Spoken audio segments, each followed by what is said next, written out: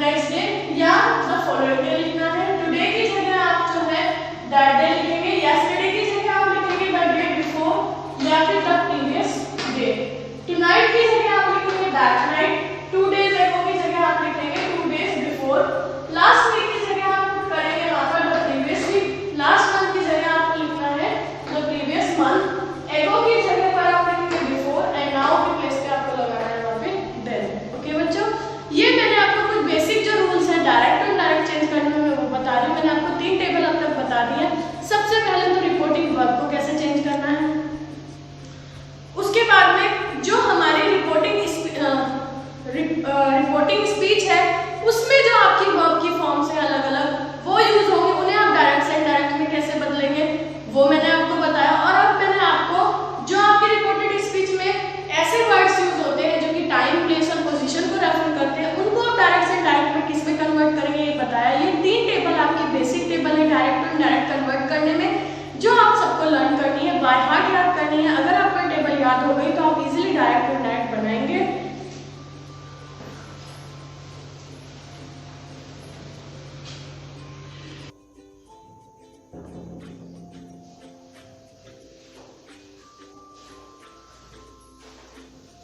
अब स्टूडेंट्स हम डायरेक्ट से इनडायरेक्ट स्पीच में जो चेंजेस करेंगे अकॉर्डिंग टू टेंस। अगर आपकी जो रिपोर्टेड स्पीच है, ठीक है ना, रिपोर्टेड स्पीच में जो वर्ब है वो इन टेंसेस के अकॉर्डिंग है, तो फिर उसे इनडायरेक्ट स्पीच में जब आप चेंज करोगे तो उस वर्ब को किस टेंस में चेंज करोगे वो बताया जाएगा।